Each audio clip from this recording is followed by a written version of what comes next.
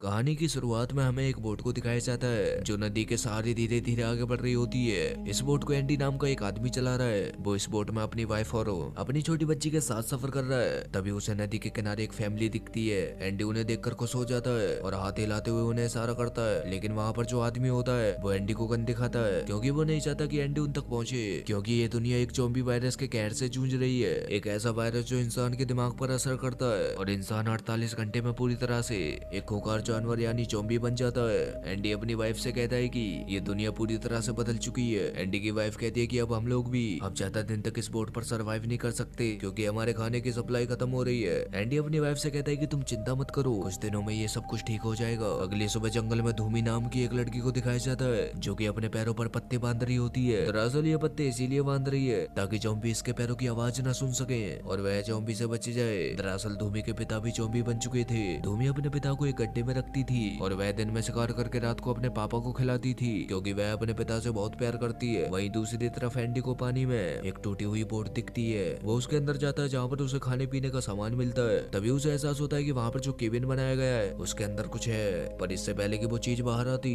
Andy खाने पीने का सामान लेकर अपने हाउस बोट तक पहुंच जाता है। वह अपनी पत्नी से कहता है कि हमें इतना खाना मिल चुका है कि हम लोग आने वाले 3 महीने आसानी से काट सकते हैं, लेकिन एंडी की वाइफ चाहती है कि वो और भी जरूरत का सामान लेकर आए। इसीलिए वो एंडी को सोता देखकर उस बोट के अंदर चली जाती है और जब वो सामान लेकर बाहर आ रही होती है कि तभी कोई चीज उसे बोट के अंदर खींच लेती है। इसके बाद जब एंडी उठकर अपनी वाइफ को देखता है तो उसका पैर पूरी तरह से जख्मी है। ये देखकर वो घबरा जाता है। एंडी की वाइफ चाहती है कि वो बोट से उतरकर कहीं चली जाए क्योंकि वो भी अब इस वायरस से इन्फेक्टेड है, लेकिन एंडी ऐसा नहीं चाहता और वह कहता है कि तुम्हें नहीं पता, इस पानी के अंदर ऐसे बहुत सारी जीव हैं और इन्हीं में से किसी एक ने तुम्हें काटा है। तभी एंडी की वाइफ कहती है कि नहीं, उसकी उंगलियां भी थी, यानी वह एक ज़ॉम्बी था।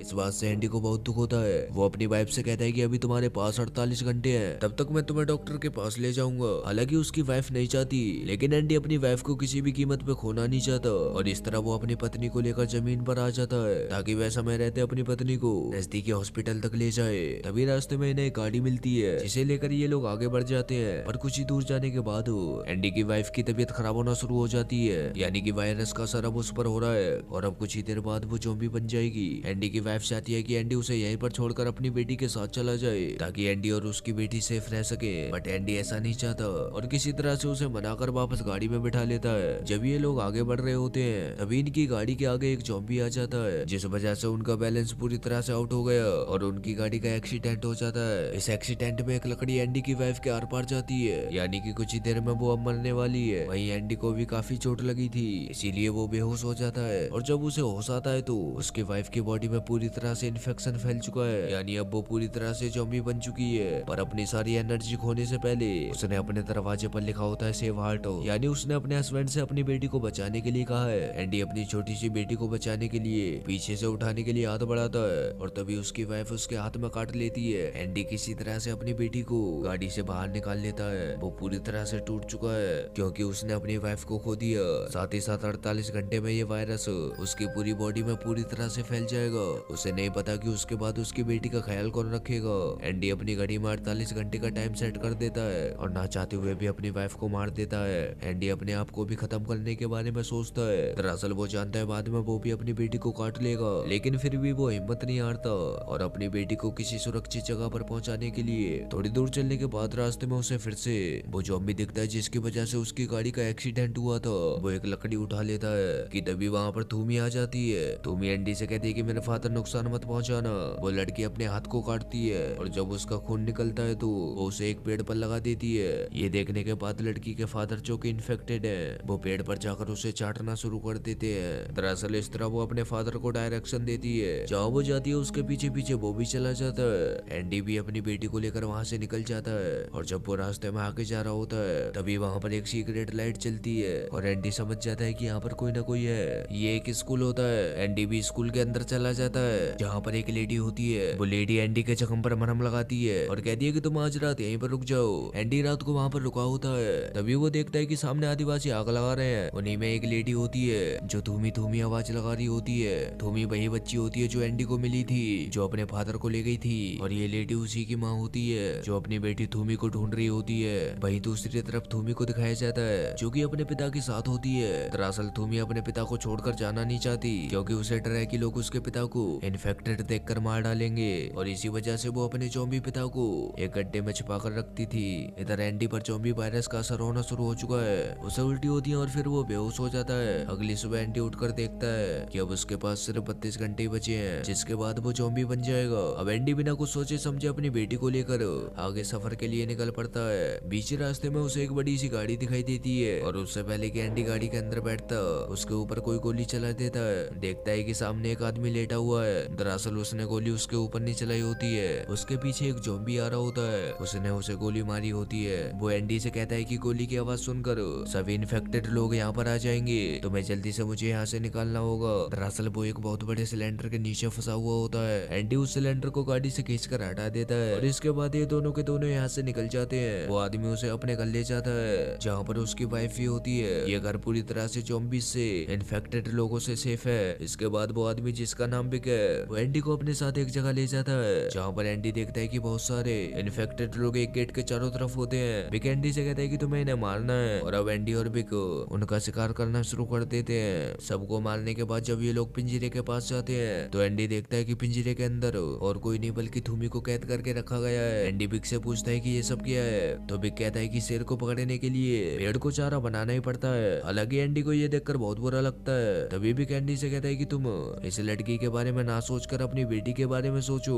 इसके बाद ये दोनों के दोनों घर वापस आ जाते हैं। तभी एंडी देखता है कि उसकी बेटी बिक की पत्नी के साथ खेल रही होती है और उसके साथ बहुत खुश है। एंडी सोचता है कि अब उसकी बेटी सेफ है और वह एक जगह पर जाकर अपने आप को मारने वाला होता है कि तभी वहां पर बिक की पत्नी आ जाती है और एंडी से कहती है कि रुको, तुम्हारी बेटी बिल्कुल भी सेफ नहीं है, और साथ ही में कहती है कि मैं उसकी पत्नी नहीं हूँ। दरअसल उसने मुझे यहाँ पर जबरदस्ती कैद करके रखा हुआ है। और इसके बाद एंडी अपने आप को नहीं मारता। ये दोनों बातें कर ही रहे होते हैं कि तभी वहाँ पर बिक आ जाता है। बिक को लगता है कि ये मेरी पत्नी को यहाँ से ले जाएगा, इसीलिए वो एंडी के सिर पर अपनी गन से वार कर देता है और फिर उसे उसी पिंजरे में बंद कर देता है जिसके अंदर थूमी को बंद किया है। हालांकि थूमी एंडी से पहले डर रही होती है, लेकिन एंडी उसे यकीन दिलाता है कि तुम्हें मुझसे डरने की कोई जरूरत नहीं है, वो उसे नुकसान नहीं पहुंचाएगा। दरअसल वो डर इसीलिए भी रही होती है क्योंकि एक दिन पहले वो बिक के साथ था जिसने थूमी को यहाँ पर बंद किया है। अब इसे यहाँ से किसी भी तरह निकालना होगा, इसीलिए एंडी चैन के साथ एक मांस का टुकड़ा बांध देता है और चैन का दूसरा सिरा पिंजरे के दरवाजे के ऊपर बांध देता है। वो मांस के टुकड़े को दूर फेंक देता है और वहाँ पर जितने भी इन्फेक्टेड लोग होते हैं वो सबके सब उस मांस के टुकड़े पर झपटते हैं और चैन खींचना शुरू करते हैं, जिस वजह से दरवाजा खुल जाता है। और इस तरह थूमी और एंडी वहाँ से भागकर सीधा उस जगह पर पहुंच जाते हैं जहाँ पर एंडी की बेटी है, यानी कि बिक के घर पर। अब एंडी बिक की वाइफ और अपनी बेटी को लेकर वहाँ से बाहर निकल जाता है, लेकिन तब तक बिक की नींद खुल चुकी थी और इससे पहले कि वो एंडी को गोली मारता लॉरेन एंडी और थूमी के आगे आ जाती है, जिससे कि गोली उसे लग जाती है और उसकी मौत हो जाती है। एंडी अपनी बेटी और थूमी के साथ वहाँ से भागने में कामयाब हो जाता है। हालांकि बिक उनका पीछा करता है, लेकिन वो तीनों के तीनों कहीं पर छुप जाते हैं, इसीलिए बिक को मायूस होकर वहाँ से लौटना पड़ता है। अगली सुबह एंडी एक सेफ जगह ढूंढने के लिए निकलता है। एंडी थूमी को बताता है कि उसके पिता ज़ॉम्बी बन चुके हैं और वह अब कभी भी पहले जैसे इंसान नहीं बनने वाले। उसके बाद थूमी उस पेड़ के पास जाती है जहाँ उसने अपने ज़ॉम्बी पिता को छुपा कर रखा था, लेकिन वो देखती है कि उसके पिता को कबीले वालों ने ढूंढ कर दिया है, जिसके बाद थूमी जोर जोर से रोने लगती है कि तभी एंडी उसे समझाता है कि अब कुछ नहीं होने वाला, इसीलिए तुम्हें मेरे साथ यहाँ से निकलना होगा। लेकिन थूमी अब एंडी के साथ जाने के लिए राजी नहीं थी, इसीलिए एंडी को अब अकेले जाना पड़ता है क्योंकि उसके पास अब बहुत ही कम समय बचा था और अब वो धीरे धीरे ज़ॉम्बी बन रहा था। लेकिन थोड़ा आगे बढ़ने के बाद एंडी बेहोश हो जाता है और जब उसे कुछ देर बाद होश आता है तो वो देखता है कि उसकी बेटी वहाँ पर नहीं होती, बल्कि थूमी ने उसे अपनी गोद में उठा लिया है। थूमी अब उसकी बेटी की हिफाजत करना चाहती है, इसीलिए अब वो उसके साथ सफर पर यानी नदी के किनारे निकल पड़ती है। थूमी एंडी को जल्दी नदी के किनारे पहुंचा देती है क्योंकि थूमी जंगल के सभी रास्तों से वाकिफ है। एंडी उस जगह पर जाता है जहाँ पर उसने उस फैमिली को देखा था और वो देखता है कि जो फैमिली का लीडर है उसके गर्दन पर एक निशान है। दरअसल उस आदमी को भी ज़ॉम्बी ने काट लिया होता है और अब जल्दी वो भी इन्फेक्टेड होने वाला है। वो एंडी को गन दिखाता है और कहता है कि इस गन में 6 गोलियां हैं, 4 मैरी के लिए, अगर तुम चाहो तो अपने आप को और अपनी बेटी को खत्म कर सकते हो। एंडी उससे ऐसा करने के लिए मना करता है। वो कहता है कि मैं अपनी बेटी को ऐसी जगह नहीं छोड़ सकता जहाँ पर कुछ भी सेफ नहीं है। एंडी अपनी बेटी को लेकर निकलता है कि तभी उसके बाद उसे 3 गोलियों की आवाज सुनाई देती है, यानी कि उस आदमी ने अपनी फैमिली को मार दिया और उसके बाद वो अपने आप को भी मार देता है। लेकिन एंडी उस आदमी की गन को उठा लेता है जिसमें अभी भी 2 गोलियां हैं। उसे कुछ भी समझ में नहीं आ रहा होता है कि उसे करना क्या चाहिए कि तभी थूमी कहती है कि उसका एक कबीला यहाँ से कुछ ही दूरी पर है, इसीलिए तुम चाहो तो अपनी बेटी को हमारे कबीले के लोगों के पास छोड़ सकते हो। एंडी को थूमी की ये बात सही लगती है,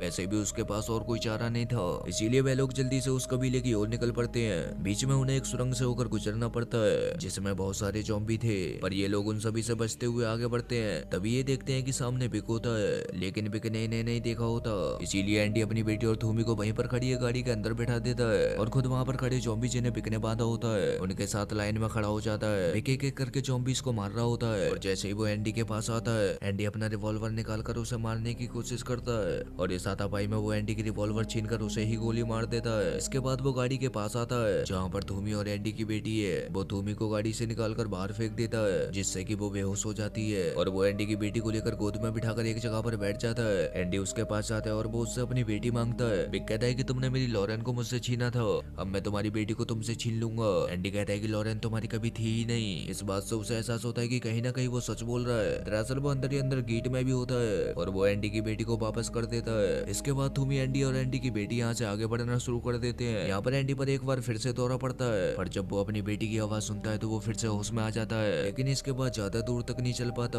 वो घुटनों के बल जमीन पर गिर जाता है। वो थूमी से कहता है कि तुम्हें वादा करना होगा कि तुम हमेशा मेरी बेटी का ध्यान रखोगी। एंडी जानता था कि अब उसका आखिरी वक्त आ चुका है, अब उसे अपनी बेटी को अलविदा कहना होगा। इसीलिए अब वो एक लकड़ी लेता है और उसमें एक मांस का टुकड़ा बांध देता है और थूमी से कहता है कि इस लकड़ी को लेकर मेरी पीठ पर बैठ जाओ। अब एंडी अपने दोनों हाथों को भी बंधवा लेता है जिससे कि वो ज़ॉम्बी बने तो वह उन लोगों को काट ना पाए। इसके बाद ये आगे बढ़ते हैं और एंडी मांस खाने के लालच में आगे बढ़ता रहता है। काफी दूर चलने के बाद ये लोग उस कबीले के पास पहुंच जाते हैं जिसकी पीठ पर उसकी बेटी और थूमी बैठे होते हैं। वो उन दोनों को लटका कर आगे लाता है और इस तरह से ये तीनों के तीनों कबीले तक पहुंच जाते हैं। थूमी ने एंडी का हाथ पकड़ा हुआ होता है, हालांकि अब वो पूरी तरह से ज़ॉम्बी बन चुका है। दरअसल एंडी ने अपने मुंह के अंदर कुछ डाल लिया था ताकि वो चाहकर भी किसी को काट ना पाए। यहाँ पर अब कबीले वालों को एंडी को मारना होगा। वो उसे भाले से मार देते हैं। थूमी और उसकी मॉम एंडी की बेटी को अपना लेते हैं। एंडी ने एक चौक से अपनी बेटी के पेट पर थैंक यू लिखा होता है और आखिर में दिखाया जाता है कि एंडी की बेटी को ये लोग ले जाते हैं, साथ ही एंडी को पूरी इज्जत के साथ दफनाते हैं जैसे थूमी के पिता को दफनाया गया था।